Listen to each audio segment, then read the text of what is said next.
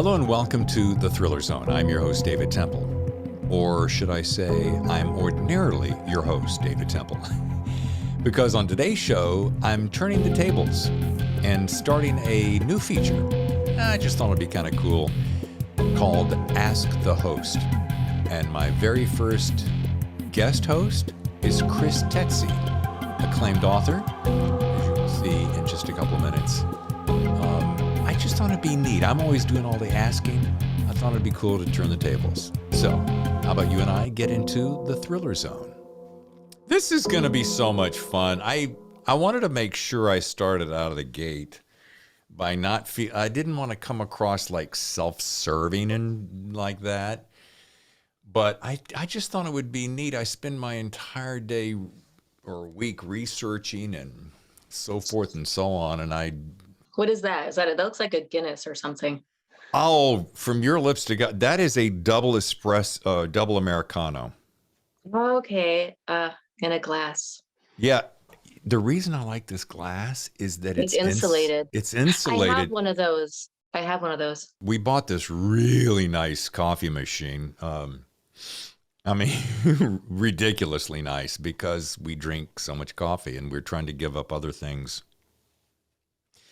And all right, so how would we like to start this? I'm going to ask you because you're the guest host. Maybe would be helpful to put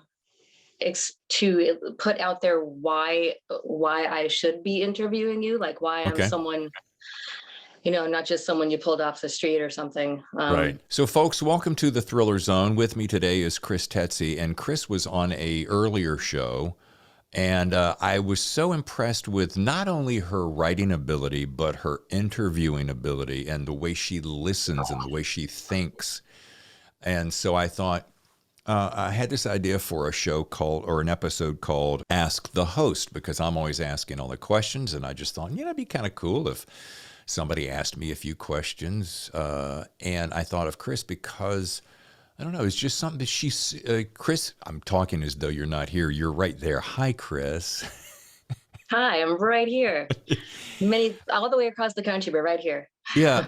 It's just the way, and it's funny because Tammy mentioned this too. Tammy came in after listening to the show. She goes, boy, Kris is smart. She has such good questions and she's so on it. And I'm like, yeah, right? I thought, Kris is going to be the perfect person for this. So how about this? How about you tell us some of your glorious accolades, or a word you used earlier about bona fides? Bona fides. It's funny. I always hate, I do a podcast with a couple other women, and we start off every episode introducing ourselves and like, hi, this is who I am. This is what I do. And it always makes me uncomfortable. So this time I thought, what would you say if you were a man? Men are never shy about saying who they are, what they've done. It seems like a more comfortable and natural thing for a man to do. And it's not for me at all. So to establish why I think I can sit here and interview the author, David Temple, and the podcaster, David Temple, and the actor and director, David Temple, is, let's go with the writing first. I have a master's degree in writing. I taught creative writing, screenwriting, playwriting.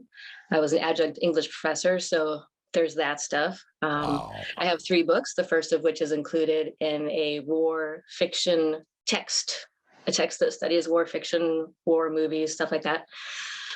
So that was a surprise to me, but I kind of guess I know a little bit about writing, or at least I'm very interested in writing, and I love talking about it very much to a nerd kind of level. I also was interested in screenwriting in college. I was always into fiction, but once I got into college, I got really into film. I took a few film classes, history of film, stuff like that, and noticed I couldn't watch movies anymore without looking at lighting and camera angles and camera movement. And it was really very distracting. So was into that for a while. And I've worked as a reporter, so I've interviewed some people. And I currently do the occasional interview with writers and others in the publishing industry for Jane Friedman's website, janefriedman.com. So there's a lot of stuff I'm interested in, which makes me very interested in David because he has done everything. So I obviously have a lot of questions. That was so well done. And quick note about Jane Friedman. She is a wealth of knowledge. I don't know how I stumbled across her before I met you. And she's one of those folks that, and I love this about her, she gives so much of her knowledge away. This is one of the things I love about this community. She gives so much away that when she finally has a class that maybe she charges a very modest amount for, you're happy to do that because you learn so much from her. As they say, without any further ado, shoot. Let's begin at the beginning, which Yeah. is not what you should do in fiction, but I think we can do it here. Let's not go medias res quite yet. I want to know who you read as a kid, because you're so into thrillers and mysteries and interviewing mystery writers, that I just wonder if mysteries were something you were always into reading, or if young David Temple, growing up in a religious environment, was reading different things. First of all, yeah, that religious environment is a double-edged sword, which we can certainly dive as you wish. But I wasn't. I think the things that I was always interested in, and my writing and my desire to write came much later in life. I was always a reader. My mom was an insatiable reader, so our house was stacked with books, and she was always bringing books into the house, and I would read. But I was always interested in anything that had the pages turning. Even Huckleberry Finn, right? I mean, that far back, it was what's going to happen, and how did he get him to help him paint the fence, and Tom Sawyer and all this stuff. So it was anything about activity. I suppose very early on it was history, John Smith and in America and all that. But it wasn't until I was deep into radio, which was my first love from a childhood, when my voice changed. I'm like, that's what I want to do. But it wasn't until years later, when I'd already had a prolific career, that one day I'm working on satellite radio out in Los Angeles. And satellite radio is different than the satellite radio here today. It was Westwood One Radio Network, Armed Forces Radio. So you had to do your show in a very generic fashion because no one wanted to move that fourth curtain, right? That fourth wall. So you had to speak very generically. So, hey, happy Thursday, happy Friday, so-and-so's happening. But you couldn't say what time it was happening or where it was happening because I was in like 138 markets. So your pitch is really, really ultra generic. So I would get bored because my attention span got challenged.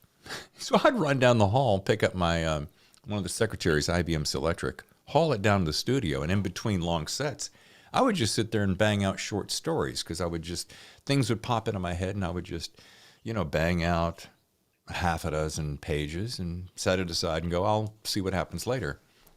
Wasn't until years later when that folder got to be about this size that I said, I think I'm going to try my hand at this. Maybe I can actually do it. And that was the very first gestation. What were you writing?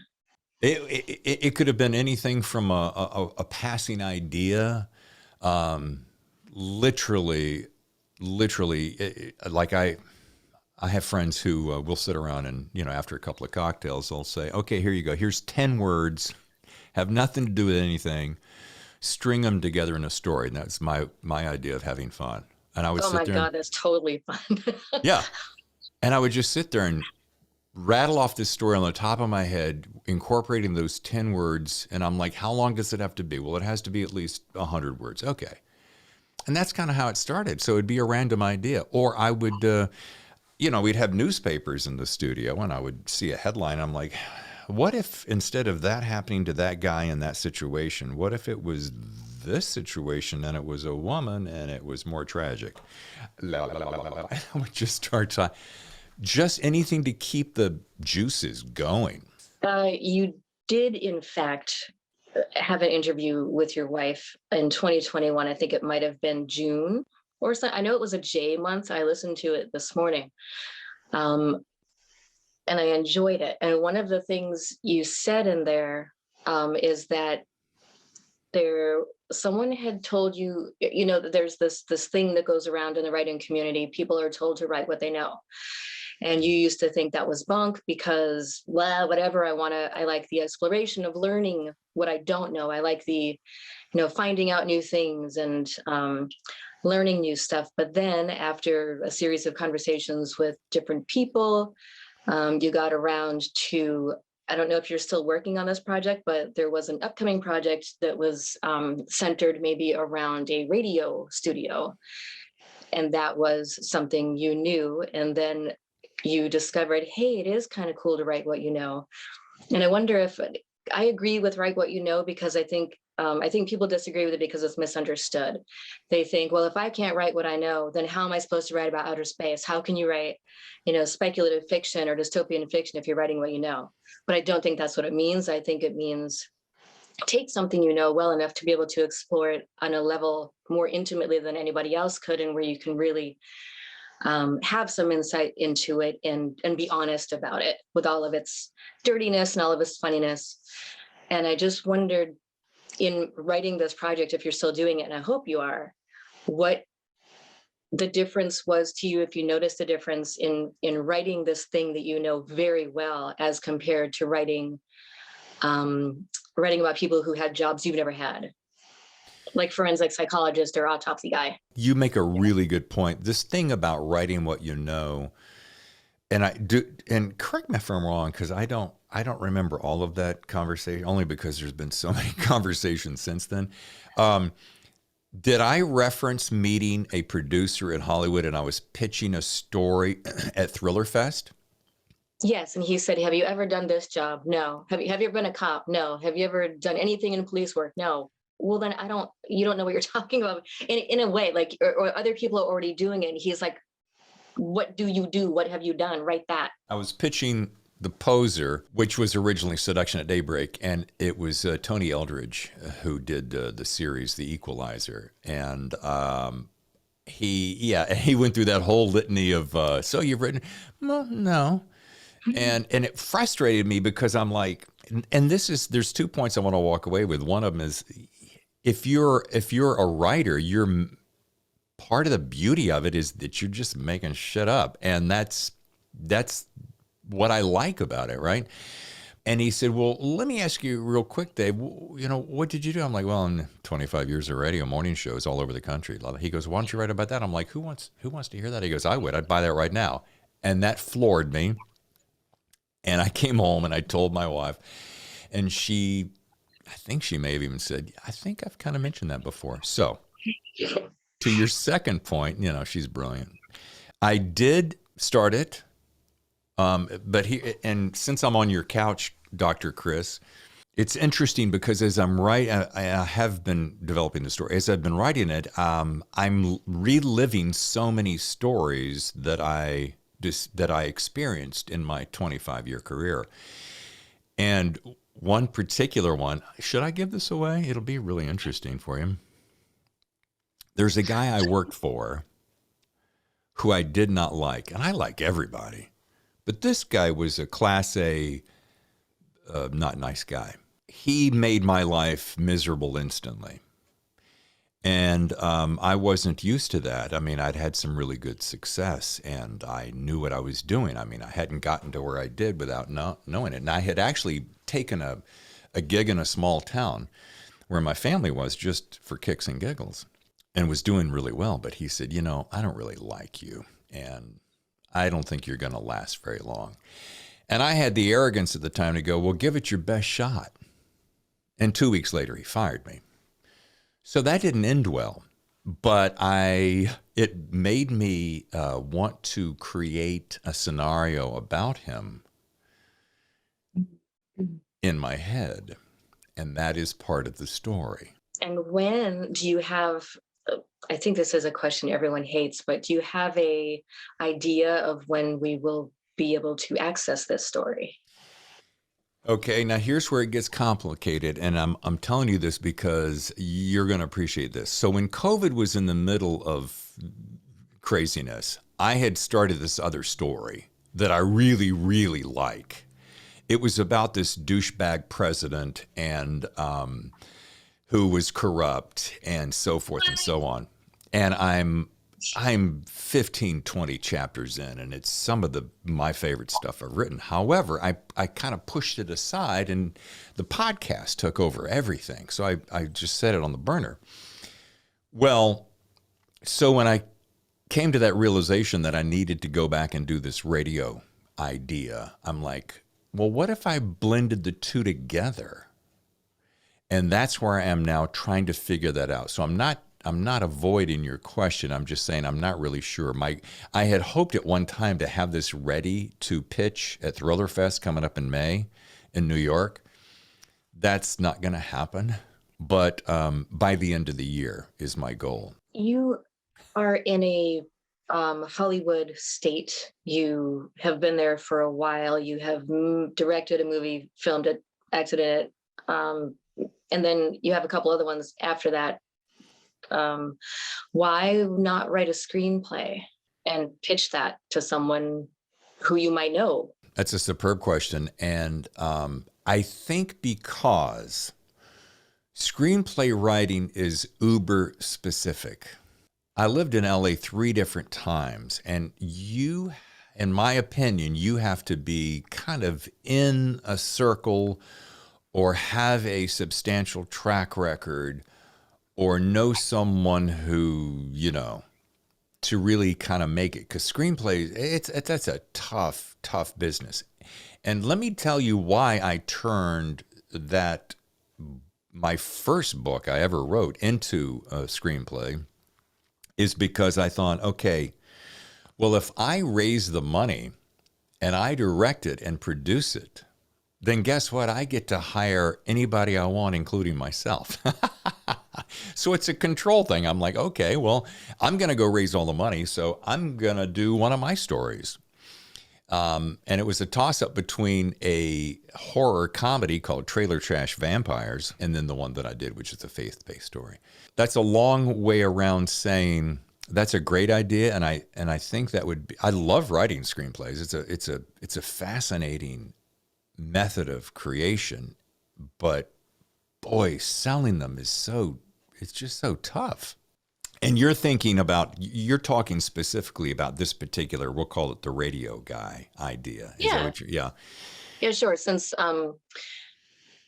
it just struck me for a second that since you already had several chapters into one story and then wanted to blend or are playing with blending that other story, those two established ideas basically together, that it might be safer, because I just hate the idea, because fiction is just so I think it's harder than a screenplay, because screenplay is basically just visual and dialogue.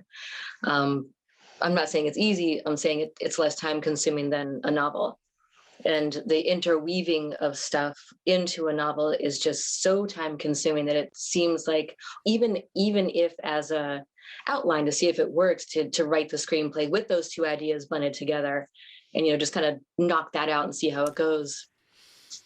I will say this, and I mean this in all sincerity. I will certainly take this into consideration and throw this idea around in my head, because I love that idea. I love writing screenplays. I do like the fact that you can bang out a screenplay and probably, some people can do it super fast. I could probably do it in about a month and a half, 2 months.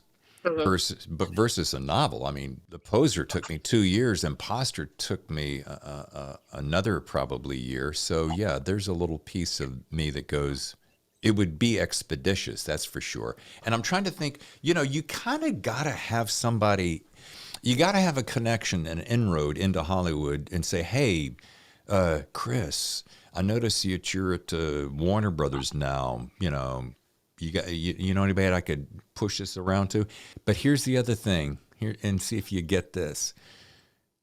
Hey, I like that screenplay. Who's your agent? But what I don't understand about Hollywood is, first of all, I thought all you needed to have was an agent, and then I learned you needed to have a manager plus an agent, whatever, and plus knowing people. But if you're already talking to someone, if you have jumped those gatekeeping hurdles or managed to avoid them altogether, and you're sitting in front of somebody who can look at your screenplay, who cares who your agent is? Does that really matter? I thought the agents were to get to these people. No, I mean, that's a great point. And I guess maybe I just don't know the person to get in front of and say, hey, would you read this screenplay and tell me what you think? I don't know that I don't think you have to have an agent and a manager. I don't know that I completely agree with that, but I do know that it is certainly helpful if you have an agent from the standpoint of they have the connections to, like, for instance, I'm thinking of Kris. Kris was a screenplay writer first and then a novelist. Now, he already has inroads as a screenplay writer.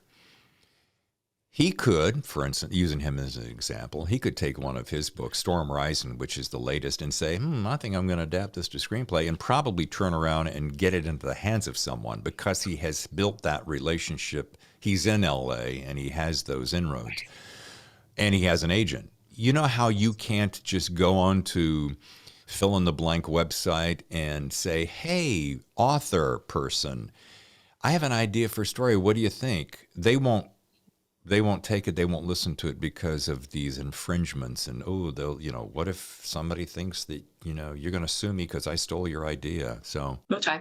But I like your idea, and I'm certainly going to toss it around. Even just to make your own outline or to have it.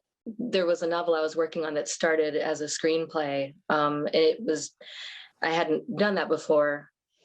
I mean, I just felt like writing a screenplay. So I wrote it as a screenplay. And then later I started thinking, that might make a cool book. And it was just nice to have, even if that could be considered a first draft and the novel is yet another first draft, but at least you have that structure there and you know whether the story works. One thing I also like about you is I think I've read somewhere that you said something about, it may have been about gatekeepers or having an agent or not an agent, and self-publishing versus traditional publishing. I'm talking to a lot of different authors nowadays. Jeffrey mentioned this yesterday. He was, he's a prolific writer, but I think he's doing some projects for Amazon. And you can have an agent deal in this direction, but you may go have your own self-published deal this way, and that it's completely on your own terms. So I don't know now that the top 6 is the big 5 is the big 4, big whatever it is today. Does that really matter? I don't know. I'm still up in the air about that. I'm certainly self-published now. Would it be cool and would be sexy to have an agent and they have inroads and access that I don't? Yeah, that'd be cool. I have also talked to some authors who are not getting they're getting the short end of the stick in that situation. So I am also self-published, and it's not like I wouldn't fantasize about being traditionally published, but I have thought really, really long and hard about why do I want that? Why? And it really comes down to 2 things. So number 2 is access. If you're traditionally published, you have a better chance of maybe someone picking it up for a movie. I think 2 of my books would make really cool movies, but I can't get anyone to look at them. And you also have a better chance of being reviewed in some places that won't look at self-published work. And I'm not talking about the New York Times, because a very, very small fraction of traditionally published people get mentioned there anyway. So that's just that's lottery. But you do get better access to places. And then really the other stupid part is just so I can say, look, and it's lame. It's really, really stupid and lame, but the people, like, readers don't care. Readers do not care how you're published. They just want a good story. The people who care whether you're published are the people who are snobbier about it, I guess. Well, I think we feel that we're vindicated, or we're justified, or we're what's the word I'm looking for? Hey, yeah, I really am somebody. I'm in the phone book. Yay. Yeah, that's a great movie. There are phone books here. Yeah. Does that validate us? Does that make, if you write a great story, which you have, and we know that who have read your books, does it matter if somebody pushed it across the table to somebody and got a signature and now you're on the shelves of, Barnes and Noble, etc. And that's a whole nother conversation.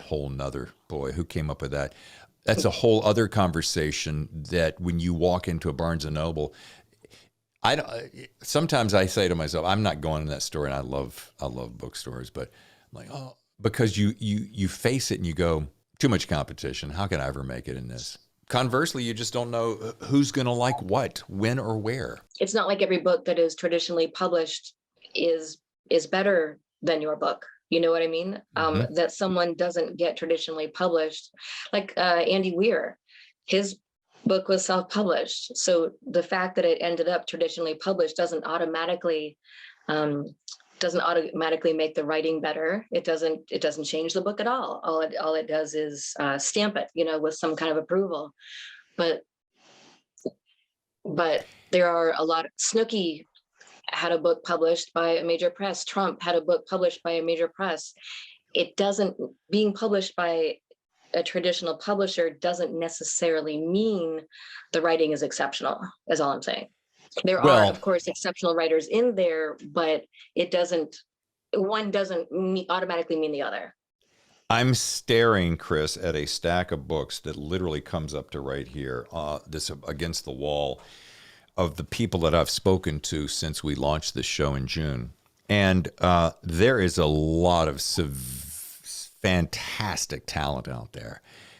There are a couple in there that are traditionally published that I flat out couldn't get through for one reason or another, and we're certainly not naming any names. And I walked away, Kris, going, now, how did that get published? How did that person get that agent and get that deal for that? And that's the thing. And so you see that happens, and then you think, okay, so would it really mean anything about me or my writing if I were to get that same stamp of approval? And the answer, of course, has to be no, because if this can get there, and you can also get, you know what I mean? It's not like the barrier to entry is marketability, I think, more than anything, or what's popular right now, what's going to sell right now, who are you? It's a conundrum. So I know some people who have been indie pressed and are not getting the attention they need or the cooperation that is required to get them to catapult to the level that they should. What does one do then when one has signed a multiple book deal? That happens at all size presses, though, too. I've interviewed people who have been with larger presses, and they say I was on some kind of Facebook forum, and somebody had been published traditionally by someone bigger than a small indie press, I think. And her book was showing up on must-read lists and magazines and everything. And she said that, all this great stuff is happening, and I think it was independent of the publisher. She said, all this great stuff is happening, but I still can't get, I can't get X or Y from my publisher, or I can't get this. And I think there is, in large part, unless you're already somebody, maybe, in large part, you are going to be responsible for a lot of your own marketing and a lot of your own publicity. And well, now I'm hearing that from everyone. I mean, from Jeffrey Deaver, only because he's the most recent, all the way down. And it goes something like, oh yeah, you can't just sign the deal and kick back and go vacation in your Florida home and hope everything is going to get done for you. You got to be out there humping it and doing the book signing tours and the social media, et cetera. I do think I went to a couple of seminars back a couple of years ago, Writer's Digest in LA, Thriller Fest in New York, and there was this mindset of, oh, you've got to have a social platform and it's got to be rocking or you'll never make it. And even when I heard that, I'm like, I don't know, man. If Kris writes a great story and it just kicks ass and somebody picks it up, it doesn't really matter if she's got 59,000 followers on Twitter. And that thinking has changed actually since then. But I think the real underlying tone of that is that they want to know that you have the ability to get there and help push your product as much as they will try to do the same. One hopes that the balance is there, and not, we just want someone who can basically sell themselves so that we can do something else, so that we can focus on our bigger clients, which is weird because you wouldn't think they would need any help. Like if you publish somebody famous, I don't understand why a publishing house would have to do anything with them. But then I read recently that two famous musicians, I don't know if Justin Bieber was one of them, but two people with enormous online followings, like Instagram and everywhere, had books come out, and they did not sell well at all because those two didn't really do much to help promote. Yeah, I mean, so then that begs the question, was the product itself bad, or was the fact that they didn't get out there and push it and do a lot of the heavy lifting that those around them didn't do or didn't want to do? I don't know. You know, going back to my radio career, the thing about, and this is the tough thing about the writing world versus the radio. If I'm on the radio in the morning at 6 a.m. and your alarm goes off, you're listening to it, I know I've got a captive audience, and I do my job every single day the same way, and I try to always keep it sharp and moving. And you'll show up to an appearance and you'll get your T-shirt signed or whatever, la la la. You know, and the ratings continue to climb. So you always know, you have a barometer as to where you're going. The numbers are up, your show's good. The numbers climb, the show's good. Everybody likes you, the show's good. You go do concerts, introduce musicians, everyone loves you. Until that day when somebody says you suck, you're gone, right? Books, there's no, the barometer is, I don't know what the barometer is. You know, when I first started writing, I'm like, oh man, if I get some great reviews, I am somebody. They're going to love me. And then you realize that, wow, I'm not getting any reviews. I'm not getting the reviews because I'm not asking enough people to do it, or is they're not wanting to take the time to do it? Is the attention span getting shorter? I mean, Reviews are really hard to get. Also, I think people read one book and they like it, and then they think, oh, the next time this person's book comes out, I'll read it. But then time passes and they've moved on to someone else they're reading, and then they just forget maybe, or the momentum isn't there. That's a really great point. And I was thinking about this just the other day. It almost makes you wonder, should I just sit down and crank out a stack and then just drip feed them so that I'm always kind of ahead? That's the way my brain thinks. I'm always like, okay, well, let me crank out a few, have one out there, because it takes so much time and energy to promote that. And then you go, okay, well, while you're working on the next one over here, well, when this one kind of starts to wane, I'll put the next one in the cycle. It's probably a good idea. I look at some of these folks, I'm not going to be able to pull a name right away, that are writing romance, for instance, and I spend so much time studying the market because I'm just a curious soul by nature. But there are some, Lucy Score, that's one that I have followed. She's writing a book like every other month.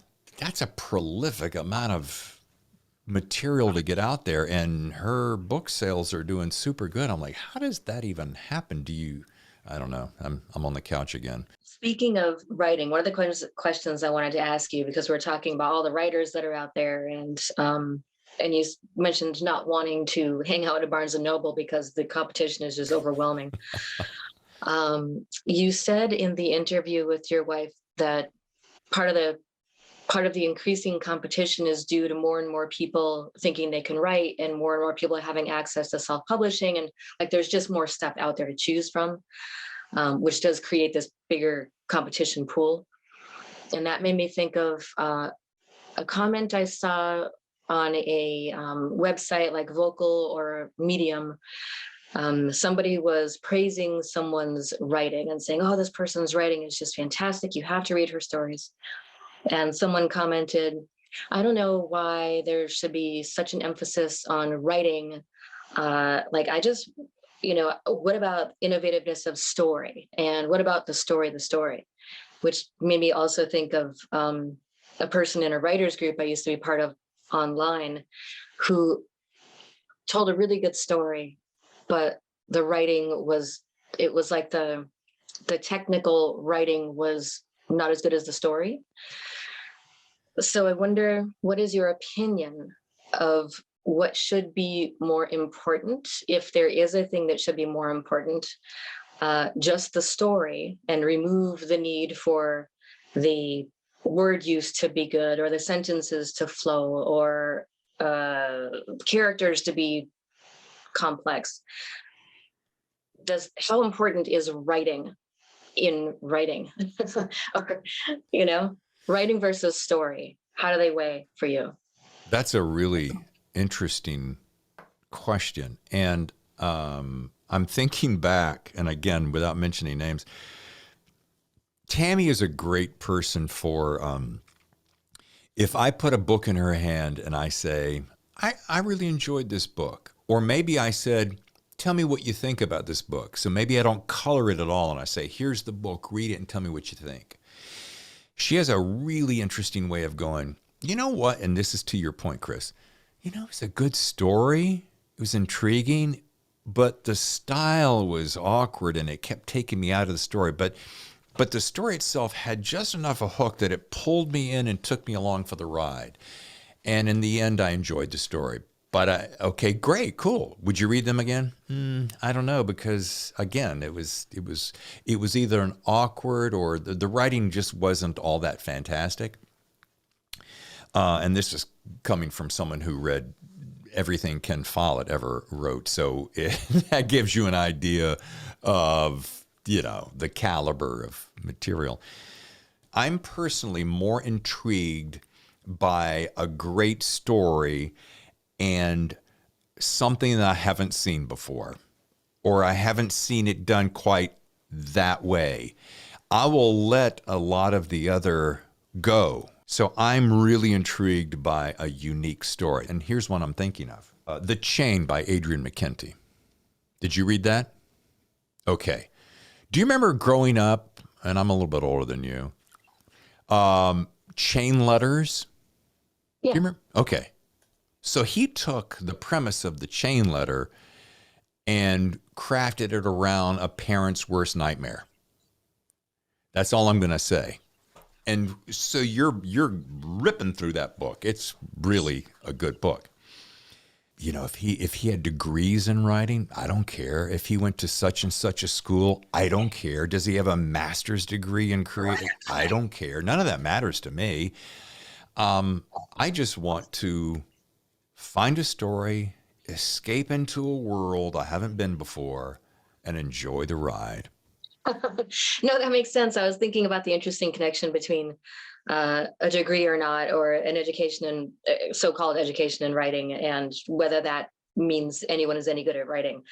I can say, as someone who went for an MFA, but only did it because I had no earthly idea what to do with a Bachelor of Arts degree. I was freaking out having to do something, and I got lucky enough to get into the MFA program at the school I was already a part of. So that was like, woohoo, I'm safe for a couple more years before I have to go out there and figure out what to do.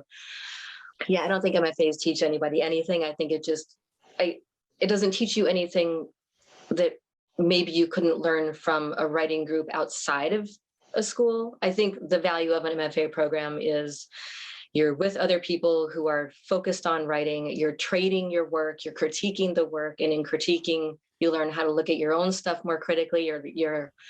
You're forced to revise, so you kind of get that ingrained in you. It's really just about the discipline more than anything else. So I just wanted to make a note of that, like, especially since I mentioned that I have an MFA. I don't want it to be like, I have an MFA, therefore, I'm good. That's not at all what I meant.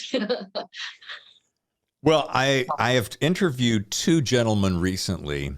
And again, it's so funny when I'm on the other end of this show, I have all the preparation and all my notes and everything in my head. So I'm on this end and I'm kind of having to pull stuff. So it's a little bit different for me. But I'm trying to think, I want to say it's either Christopher Swan or Ted Flanagan. One of those two guys was going along their writing road, and then they thought, geez, I hope I don't screw this up. They thought, hey, an MFA might help. And then they saw a distinctive shift in their craftsmanship. And I was intrigued by their craftsmanship because to me, there's a couple of elements. There's a great story, like just a novel idea, hasn't been done before or hasn't been done that way before. And then there's, and the writing might be okay. And then there's craftsmanship. Meg Gardner's one of those that pops into my head. just Pat Conroy, the way that they could craft a sentence that you would just stop and you'd go, whoa. And you'd read that sentence again and you'd go, okay, now where did that come from? The words are, I mean, it's just a compilation of words on a page, but it's that craftsmanship that I really admire. Hope that's not talking out of both sides of my mouth. Just a little. It's okay. I mean, you can admire a thing Yeah. and not have it be the thing that matters. Yeah. Yeah. And I wonder how much of the craftsmanship is actually, I don't know if that's learned in an MFA program, because I remember being in a class with people who did write like that already. Like you don't learn how to pick and choose the right words to put in a really good order in the MFA program. But I think maybe what you do is read more literary, like you read and discuss a lot of the minimalist writers, the literary writers, and you are asked to pay attention to how they did things and why, which I guess is part of the educational part of it. So if you're allowing yourself to be saturated with that and taking it, and if it's like already in you to be like, oh yeah, okay, so I see what they're doing there, I see how that's important, maybe that's the kind of thing I'll look at when I'm writing, and then that's only, everyone has their different areas of interest in writing. I think some writers go into it really enjoying that particular challenge, and others go into it enjoying the challenge of crafting the perfect suspenseful moment. You know what I mean? Yeah, and there's two ideas that I want to run past you. My sister has a PhD in English. There's probably some other words in there too, but I mean, she is frigging brilliant. She's a brilliant person, and she loves literary fiction. I'm not smart enough to really probably enjoy it like she does. I have read some of the stuff that she really enjoys. It's not my cup of tea, but I admire it. I admire the craftsmanship. Now, I grew up, and you can take this however you meant it, however you want to. I'm meaning it in all the best ways. I knew that when I started toying with the idea of I want my next chapter of life to be a writer, I started reading everything I could get my hands on by James Patterson. Now, there's a lot of people who don't like James Patterson, but I loved the way that he had me ripping pages. They were short, they were concise. I was doing a lot of flying from one coast to the other back then, and I was just ripping through. I'd read a book that way, and I'd read another book going back. And I admired the craftsmanship of the expediency, right? So it was like watching a movie. Bang, bang, bang, bang, bang. And I like that. And I'm like, yeah, I think I could do that. So fast forward a couple of decades, and now I sit on a fence between, like, for instance, I love Don Winslow's work, but Don Winslow, I mean, you got to carve out a couple of weeks or more to read a Don Winslow book, generally speaking, like the Cartel series, because it's so dense and deep and rich and wide and holy, so you got to kind of carve out the time for that. Whereas James Patterson to me is kind of like eating potato chips, chop, chop, chop, and you just want to keep going. So here's my biggest point. It gets into the conversation about, do you want to write commercial fiction or literary fiction? Do you want to be a craftsman and spend a year or two or three or fill in the blank and make this tome of just dun dun dun dun and that be it? Or do you want to go like me? My attention span's only so short, so I got plenty of ideas. I just want to ping ping ping ping, and do commercial fiction and sell books. I think you can go in the middle. I mean, there is a middle ground. Because there is some literary fiction that a lot of people complain about, because you're like, I know I'm supposed to like this, but I can't get through it. You know what I mean? And then there's very commercial fiction that maybe sometimes has fewer layers to make it interesting also. And it's all about, plot point, very predictable, whatever. So you have two ends of the spectrum, but you do have the in-between part where maybe you don't focus so hard on being crafty and literary. Maybe you tone that down a little bit, but you do still explore things that go beyond the standard plot, rise and denouement. I think there's another thing I really want to bring up, and that is, and this goes back to some of your very first comments about what specifically is you want to write. And like, for instance, all right, when I wrote The Poser, I wanted to dabble in mystery. I wanted to create a story that had lots of little levels, and you had to figure something out by the end. Well, the sequel, you kind of knew you had the world built, so you knew that it was going to end one of two ways. Then I come along and I want to write Devour, a standalone about a cannibalistic prison warden. Then you have people go, I read that and it was so disturbing and it made me nervous and it was gruesome. That's great. What? That's great. Yeah. So it goes back to this, just writing what you know or writing what you have fun doing. And it was a fun ride and a fun romp. And it was fun to create these bizarre characters, a lot of normalcy, and then just some bizarre characters. So here's my biggest point. I found pleasure in crafting the story, and you hope that perhaps you, Kris, would like to read the story and enjoy it. But then what happens when you don't get reviews, and are you not getting reviews because you're not spending enough money to advertise to let people know that it's out there? That's a whole other story. You almost said another. I did. That's a whole nother story, baby. That's the South in me coming out, One thing I want to ask before we run out of time, but I hope you'll let me end with a couple of those little fun questions you do at the end. I just have a couple of those. But before, you mentioned in the interview with Tammy that it's in the context of you talking about how you are obsessed with learning what you can about things, and it started with your website. Way back when you were told it would cost $3,000 to make a website, and you were like, "Forget that! I'll figure out how to do it myself." You learned coding. You've done your own covers. You do your own formatting, and you said that you have these daydreams about having a team with Tammy as like your right hand woman, and just having a team of people working on this stuff together, which made me wonder if you are at all interested in being a publisher of other people's mysteries or other people's whatever. Like, would you be interested, since you like that control, maybe? And you seem like you would be an advocate. You are an advocate for writers, obviously, because you have them on your podcast. But would being a publisher appeal to you? Yet another great question. Yes, it would be, because I think of some of the people that I have interviewed recently, and there's a couple people on the show, and I try to do a nice little balance, but I always have, and Tammy, she gets me about this all the time. I am the champion of the underdog. I love the underdog. I always root for the underdog almost invariably, and I want everybody to have a fighting chance. So back to your original question.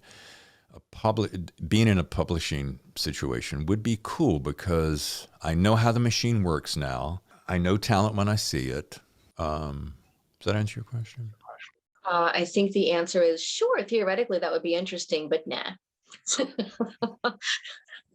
That's what it sounds like to me. Because you're writing. I mean, you can't write your own stuff if you're busy reading everybody else's stuff and publishing everybody else's stuff. I didn't know if that was like a question of like, hey, do you want to hang up your microphone and your headphones and go do this? No, I don't want to do that. But if it's just a question, do you think you'd be good at it? Yeah, I think I'd be good at it. I also know this, and this is really kind of key, and it took me way too long to learn this in life. And I think it's because I've always been that guy that's doing 10 things at once. You can really only master one or two things at a time. And it's funny because Tammy and I have this conversation all the time. I love this podcast because it takes me back to my days of radio, which is what I wanted to do since I was a kid. Then it kind of begs the question, which do you like better, that or writing books? And I'm like, it's kind of a coin toss. Like if you told me, fill in the blank, you can make this much money doing this or doing that, that's where it gets tough. Can you put them together? Because one of the things you mentioned also in that interview, and I know it sounds like that's the only source for that is basically my source material for this interview, but that's because you said so many good things. You mentioned something in there about how also now, I mean, everybody pretty much has a podcast. I have a podcast, you have a podcast, other people I know have podcasts, they're everywhere. However, most of them are podcasts where people are talking about their area of expertise, they're interviewing people, but what you don't really have is the old school radio series, like a radio mystery, you know, that you have to tune in every whatever to get the next part of the story, and where you have the creaking, you know, the somebody walking across the floor and the doors creaking open and all that really cool stuff, and that da da da to indicate something's going to happen. I mean, can you put those two together? Have you thought about doing a kind of radio series? 100%. It's so interesting that you're saying this, because I have been talking to a couple of people about this. To blend my passions would be like this. Like, you know, early on that I took my first book and I turned it into a screenplay and then made a movie. Probably one of the highlights of my frickin' life. There's nothing like having an idea, writing it down, and then however many years later, pulling back the curtains, looking at the screen, and there is your story. I mean, it doesn't get any better than that. So with this, you know, it feels like in one sense that it's a step backwards to do radio dramas, but podcasts where a book is being reimagined is radio theater. Yeah. Like I just interviewed these guys for Blood or Justice a few weeks ago. So they took a graphic novel and made the graphic novel come to life. Well, I'm not tooting my horn here. I'm not taking anything away from those guys. I had that idea in 2005 when I wrote Trailer Trash Vampires. And I was hanging out with some actors who I said, hey, come with me and I'm going to make this podcast. 2005, I'm going to take this story that I just wrote as a screenplay and turn it into a play, and you guys come play. So for me to look at this, however many years later, you do the math, and see this thing get nominated for an award on Apple Podcast is amazing. And I just thought about going in the booth here the other day and taking Devour and turning that into basically that. And I'm like, well, I wonder if I could get Kris, for instance. Kris could play this part and Billy could play that part. And then, you know, in this Zoom world, we could basically orchestrate all this via Zoom, and I could master record it and see how it goes. So yeah. Are you in? Will you play in the sandbox with me? I could try to pull it off. And if not, you know, fire me, no hard feelings. But I do like the idea. And yes, I do want to toy with that idea, because it's all, I just want to always be stretching myself. I mean, you know, we only got so much time on the planet, and there's so many things I want to do. So I really think it comes down to what can I do that, which is your exact point, that blends all my favorite things into one final product. And if I can write a story and I can see it on TV or a film screen, or I can write a story and hear it in my headphones as I walk my dog, I'm a happy guy. Now, I'd like to sell it and make some money, but you know. Maybe after you win awards, they turn it into something for Netflix. From your lips to God's ears. You know what? There is something I want to ask, because I think, you know, talking about how thrilling it is to have your writing up on screen. So many writers would love to just be able to find actors, to raise money, to pay actors and buy whatever machinery is necessary to get a long, high shot of a funeral, for example. How did you do that? How did you just decide I'm going to make a movie and then raise the money and then find the actors? And how did you get it on Netflix and Amazon? Like, I don't know if this is something that would take a whole paper to explain, but if someone were coming to you and like shaking your jacket saying, please, Mr. Please just give me a few tips on how to do this myself, because I got this great story, I really want to tell it, you know, visually. I mean, how do you even begin? All right. Let me see if I can. I'll try to break it down into absolute beats without going too long on any given point. So here you go. Maybe 2009. It was a point where I'm like, can I write a book? Do I know how to do that? I write the book. Oh, do I know how to do the cover? Do the cover. And learn all that system that Kindle and all that world can do. Can I self-publish it? Boom.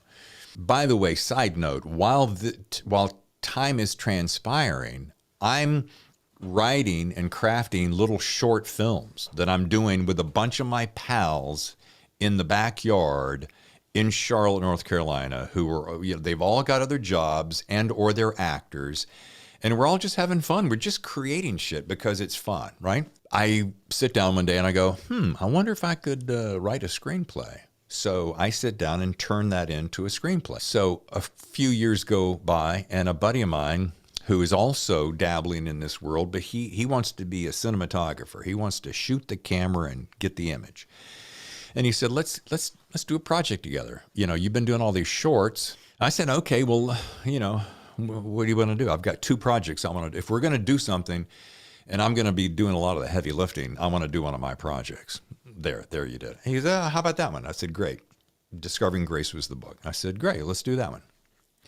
All right, so we're going to have to get some money. He goes, oh, well, I don't know how to raise money, so you got to do that. How does anybody raise money for a film?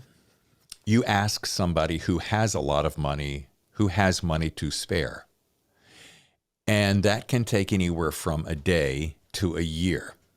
Because one guy is going to say, hey, Kris, great idea. Who else have you got on board? How many other investors? Well, you're the first one. Yeah, Dave, about that. Why don't you go get one? And when you get one, come back and I'll be number 2. So you do that for a while. And then once that momentum starts going and you have enough to kind of start it, and this is the biggest key. I've spent 10 years hanging out with these guys, doing favors for them, and now it's time to cash in all my favor bank, right? Hey, listen, you got a camera and you got some equipment, and I did this thing for you on the side, and how about you helping me? So then you pull all those people together, and you get a great crew. And then you go, okay, I got enough crew and I got just enough money to start the project. Well, I got locations because I got a friend who has a house and a friend who has a car, right? So you work with what you already have. And you go, well, okay, well, let's just start. And maybe some more money will come in. And that's how it started. And we started shooting. And then when people started seeing, oh, this is actually happening, they would write a check. Here you go. By the way, this movie may never make any money. That's okay. It's kind of fun. I'll help you out. And then you get the thing done. And then it takes forever to edit, etc. And then you got to sell it. So then you find somebody somewhere who'll go, kind of like how our whole conversation started. Well, you do have a finished product here, and it's not completely finished, but yeah, we'll take a look at it. And then you find somebody who will represent it and go, well, I have a connection at Netflix, so let me go throw it at them and see what they think. And they go, yeah, we'll buy it. You don't really actually buy it, and we'll put it on the air and see how it goes. And then if it gets any traction, we'll keep it on for a little bit longer. And that's kind of how, that took me, 5 years I just gave you in about 5 minutes. What do you mean by they don't actually buy it? Like if something gets put on Netflix, what is it? Is it just an agreement or? Yeah, it's basically, there's 2 kind of ways you can do it. They can go, oh, I like that. I buy it. What did it cost you to make it? We'll use that phrase. Blank. Okay, we'll write you a check for that. Now we own it. Happy trails. Have a nice day. And then if the thing does nothing, they're only out what they spent. If it's a overnight sensation, Little Miss Sunshine goes kaboom, they have made off like a bandit. The in-between is we'll rent it from you. We'll give you a little bit of money and then see how it goes. That's kind of how the way we went. It shaved years off of my life from some of the people I dealt with and some of the challenges I ran into, but I wouldn't trade it for anything in the world. And I dedicate it to both my late parents, and so it's an homage to them, Are you ready to do your fun questions? My fun questions, but in the style of, well, a la David Temple. Rapid fire question. Okay. My first is, what 3 people would you invite to dinner? Let's just go with living. I don't want to do living or dead. You threw me when you went living or dead because I knew the very first person that, because I just threw this conversation out to Tammy the other day. I said, man, if anyone ever asks me that, the very first person I'll say will be my father, because he died way too soon and he would have loved Tammy. And he would have said to me, oh, you finally got it right. Mhm. He was awesome. Clint Eastwood would be one. Clint Eastwood, I have admired since the spaghetti westerns, and I would love to ask him any number of questions. Don Winslow's a guy I have always admired, and he's always good for conversation, and he's chock full of stories, and he's got a whole lot of wisdom too. The couple of times we've chatted, that would be number two. And number three, I think Hillary Clinton would be a hoot to sit down and just shoot the breeze with. As long as we didn't have to dive into pure politics, I think it would be, she's so smart and she's so opinionated and she's got so many fun ideas. I think she would be a hoot. Yeah. Did you see Get Back? And if you did, what was your favorite part? The Beatles documentary on Disney Plus, the like epic 4 days long Beatles documentary. Man, I'm going to disappoint you. I have not seen it yet. It is on my list of things to do. We've been killing Eve, and we've been hanging out with all creatures great and small. And Fine. And then I feel like I just disappointed a parent. well, a little bit, because it's just so good. And I wanted to tell you my favorite part. I thought I had another fun one. Here's one thing. You left me a comment. Maybe it was a voicemail on my website, thethrillerzone.com. You made a comment about how you liked something that I did. It's like Is it your fantastic blend of humor and mystery? Yeah. Because I do like that. I really do. Your book just pulls you along. It's fun. It's an interesting combination of fun and eerie. And which one are you referring to? I The don't know why the Poser? title is not. Yeah, The Poser was I the think first so. one, and The Imposter is the second one. that one. Lots of humor in that one. Yeah, I had a lot of fun with that. I like, because you got to mix it up, and you got to have. As Jeffrey Deaver, I said, I loved it when he said something about you have to have characters that are really fully fleshed out and that are real. If they're cardboard or cut out, then you tend to, it's like when people say cliches and your ear just kind of glides over the cliche and you don't even really hear it because you've heard it a million times. Yeah, they may as well not be speaking at that point. Would you have to choose. You must choose. You can't say, well, but you can be both. You can either be famous for your writing, or like you can be just crazy famous, movies and everything, basically a superstar of writing, or, and just assume these things are different, you can be known to be good at it. All right, just so I'm crystal clear, I can either be a really world famous, super rich writer, or B, I can just be a good writer, but I'm just going to be wallowing in They'll mediocrity. study your fiction in universities after you die because it's so good. Oh, okay. Oh, okay. All right. So it's I'm going to either appear really shallow or really. I'm going to go with. He's really famous. He makes a lot of money. He's doing really good. And yeah, he writes well. Yeah, I'm going to go that way. That's me. There you go. Well, like you said, we get this one life. So if it doesn't happen until after you're dead, who cares? You're not there for it. Because, Kris, here's the bottom line. I have had loads of money and I've had no money. And loads of money is a whole lot more fun.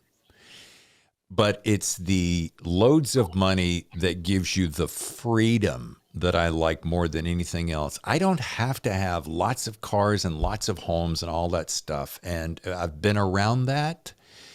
I've been around that with people I've worked with and for.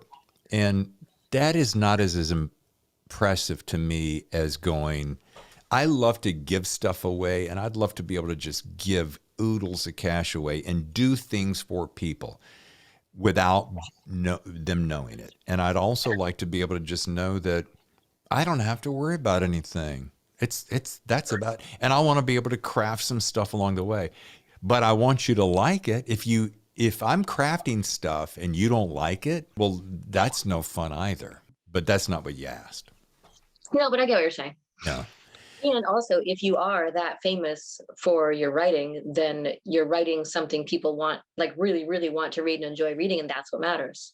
Okay, and I'm going to bring this back. So you liked The Poser, which is probably one of my favorite things I've written, because it is so, there's so much going on. There's so many really interesting characters, and they're very well crafted characters, I think. But when people go, I really enjoyed that book, that's all I need.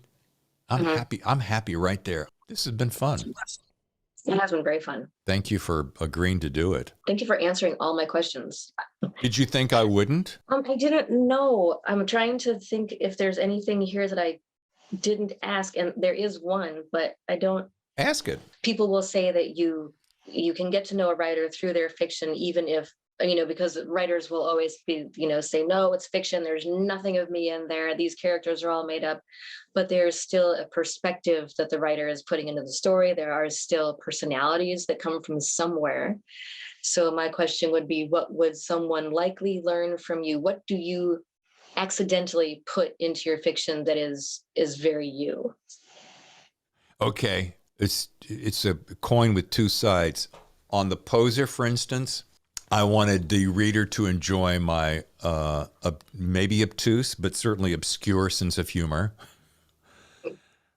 especially when Pat Norelli. So therein lies another challenge, is writing as a woman. And I've had a number of people go, what are you doing writing as a woman? You don't know anything it means to be a woman. I don't know. It's just another challenge. Okay. I'm just trying to rise to a challenge. Shut up, move along. So there's that. And then on Devour, I have this is just between you and me, right?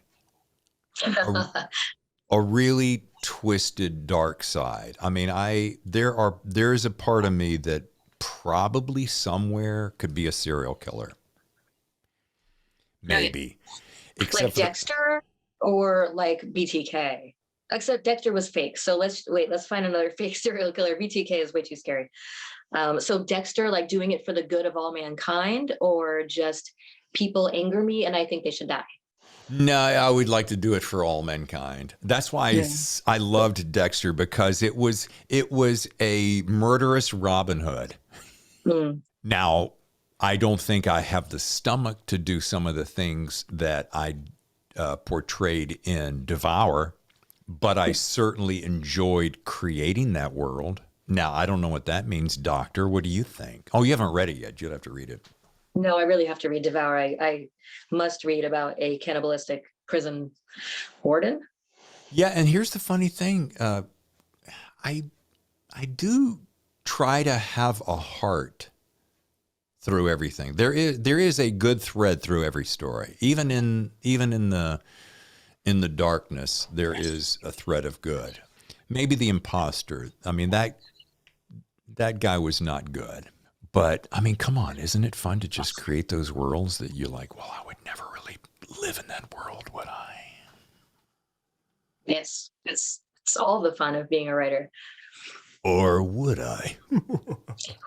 Okay, last and final, I would like to hear voices. I want to hear Casey Kasem. I want to hear your everyday radio guy who's on Sirius XM. And some maybe other radio personality you've heard who you just like to imitate. Well, Casey Kasem. Ernie Anderson was always one of my favorites, or Don LaFontaine, the guys who did In a World. Matter of fact, hang on one second. I think I might even have. In a world where music controls the day.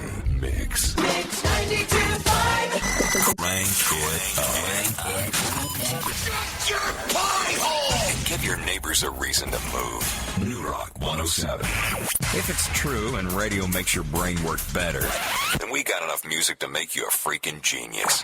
It's another half hour of today's best and most country on Thunder 99.5. Your new home for extra long sets of Albuquerque's best country mix. Frog 104.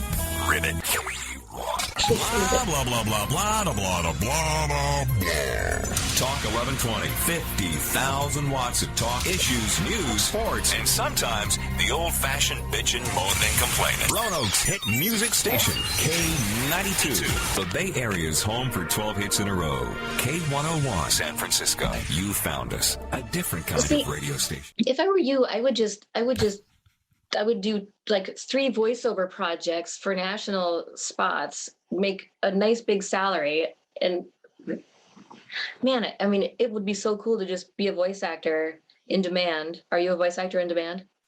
I used to be. I got off that trail when I moved to San Diego, oddly enough. I mean, you have to be in New York or Los Angeles, theoretically, and I mean, it really does help. Now, this booth, if it takes a time to generate that audience and get an agent, you know, where you really got the traction, kind of like everything else. And then, yeah, I mean, I've got all the tools. As you can hear, that's a compilation of probably 10 years worth of work. Those are radio IDs, but there's other commercial voices that I can do. But yeah, that's why audiobooks, I love audiobooks. Well, I look forward to the mystery, the David Temple Thriller Zone Theater Mystery Series podcast. Don't call it that, though.